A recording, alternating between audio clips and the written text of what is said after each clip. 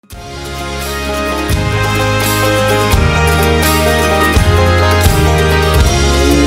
up, everybody? Maine Fly Guys here with another tutorial. Today we are going to tie another ostrich bait fish. Been in a predator series lately, but so you start with the tail here. It's going to be another ostrich tail. The butt ends, point them out backwards about 3 inches. This is going to be about 4 inches in total length, so put them out about 3 inches back all the way to the barb of the hook. This is a 3/0. I loosely put them on there, and then I kind of splay them out. Push down with your thumb and kind of splay them out, and then one tight wrap to lock them in.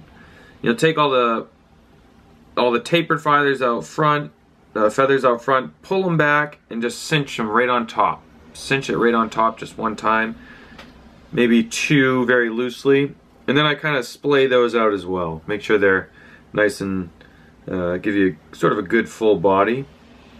Then I'll wrap forward. We're going to do a lot of wraps up here, so make sure that you stay tight to the back, almost to the bend. See, I'm very close to the bend, if not touching the bend. I'm going to add in a little bit of flash here. I have some Mirage Flashabou here. It's a thin kind, very thin sort of material here. So what I do is I pull the ends to taper it.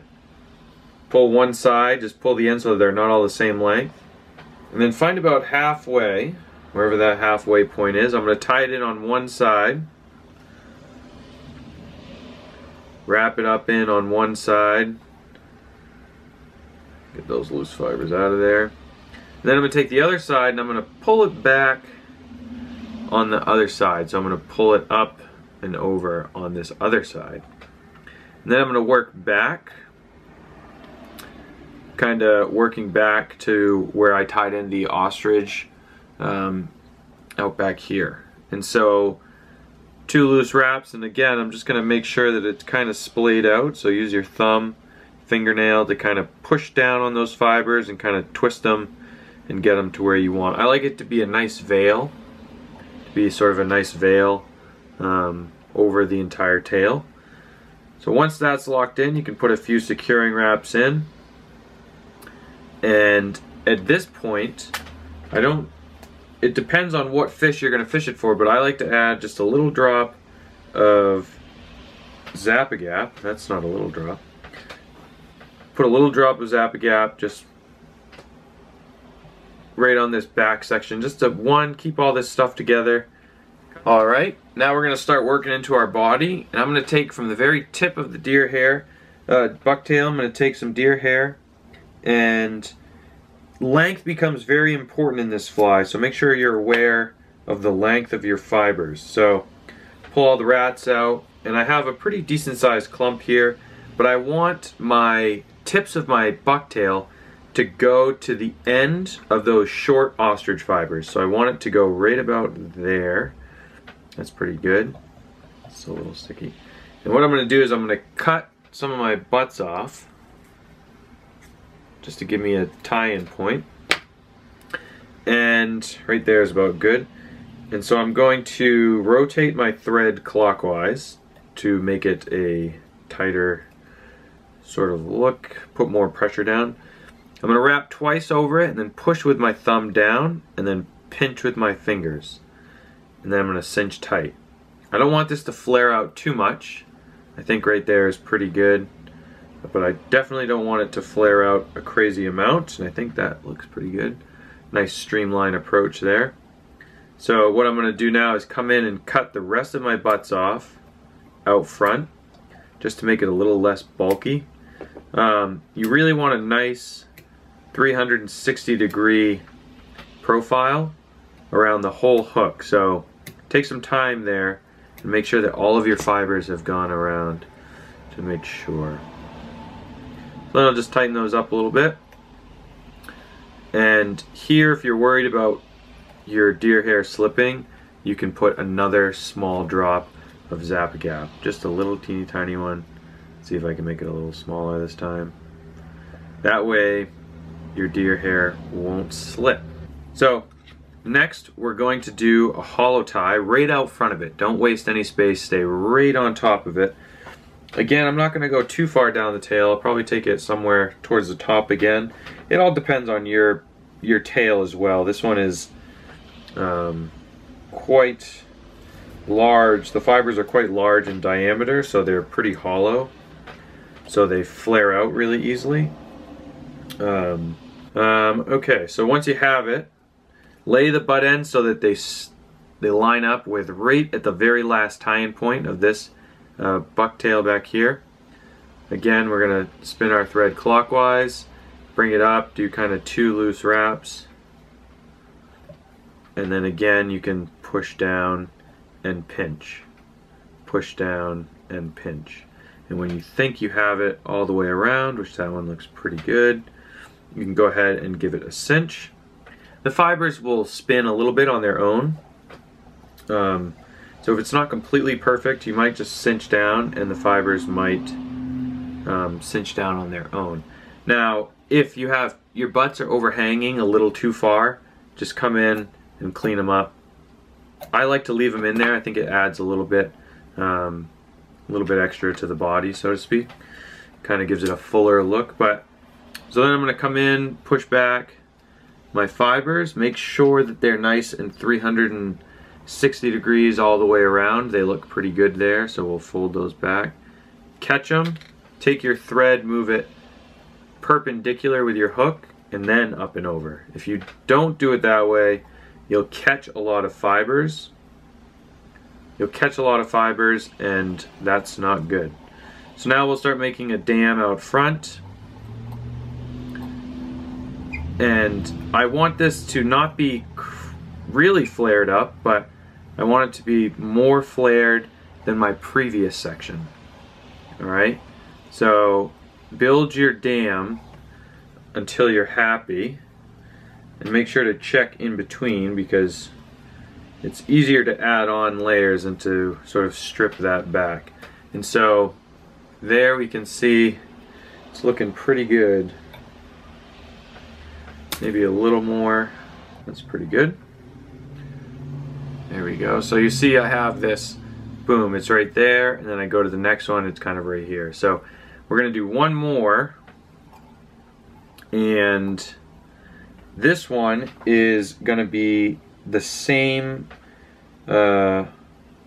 flare up. I want it to be on the same sort of trajectory as this second tie-in point.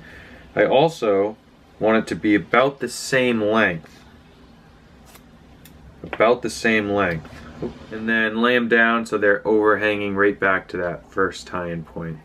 Again, clockwise thread, up and over, 2 wraps, push down, pinch around, pull tight. So that looks fantastic. Work backwards just to secure in any butts, and it looks pretty good. How does it look on camera? It looks great on camera. Fantastic. So that looks good. So same thing. So we'll go in, we'll push back, thread parallel. Don't worry, if you catch a few fibers, it's not the end of the world. Your fly is going to be just fine. So build up a dam.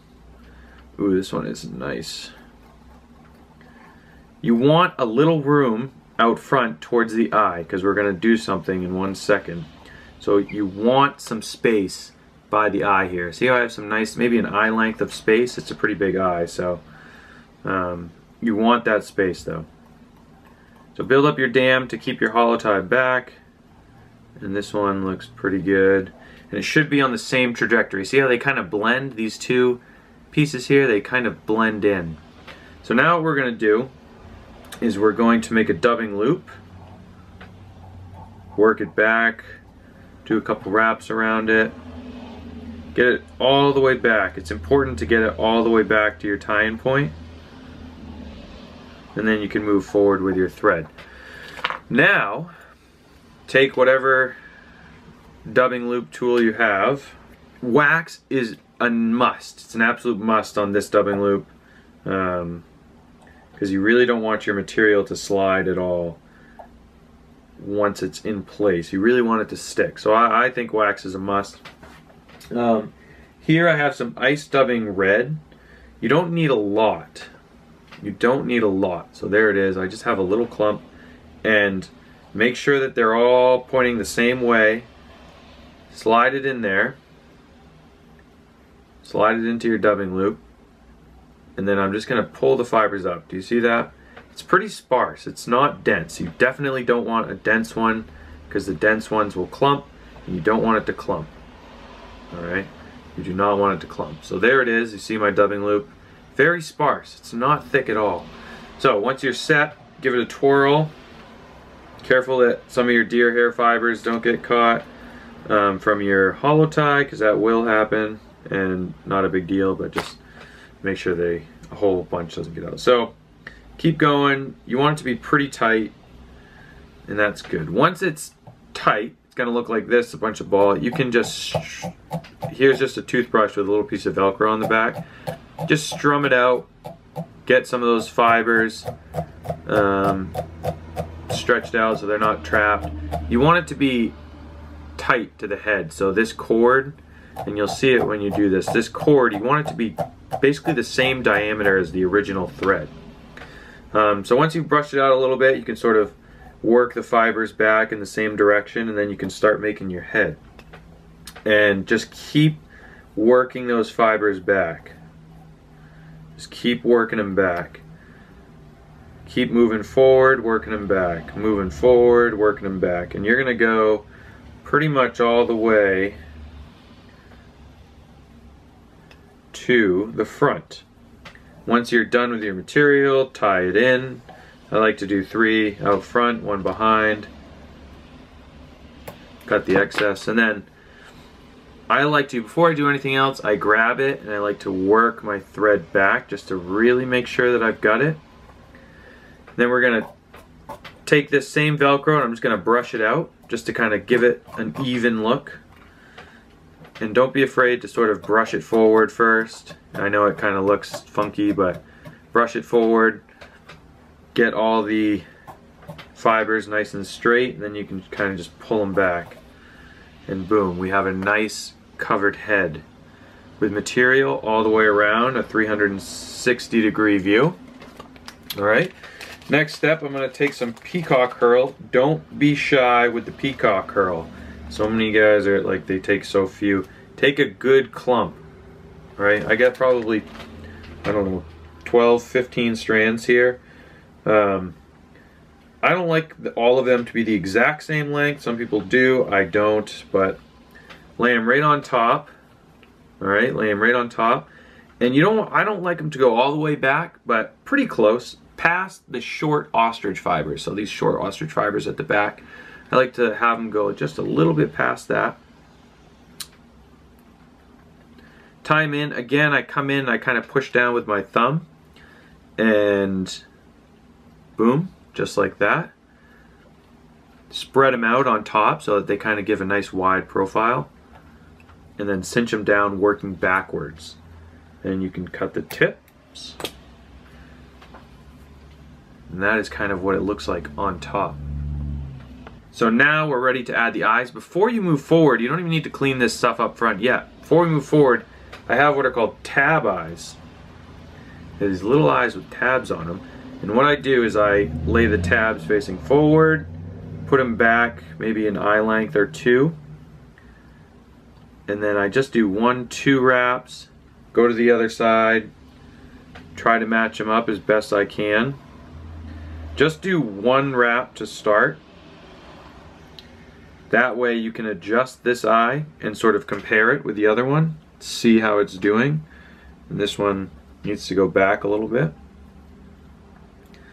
Okay, and once it's good and you're pretty happy with it, then you can go ahead and cinch it down.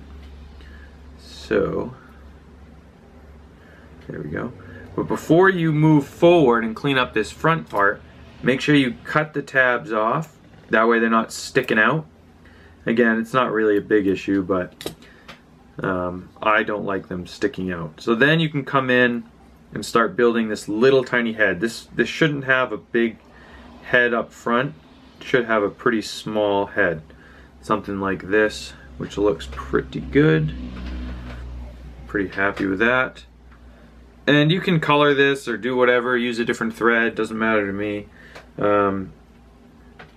But I just like kind of a white, whatever the body color is kind of what I like the head color to be.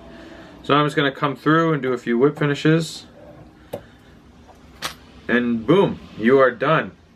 So what I love about this fly is that, one, it's got a great profile. Two, the color combos are endless. You know, you can have, I like this blue, very herring-like. You can kind of get crazy with your colors. It just really is endless with the color combinations. So thanks for watching. If you guys have any questions, feel free to let me know. Please subscribe to us, our YouTube channel, and we thank you for the following. So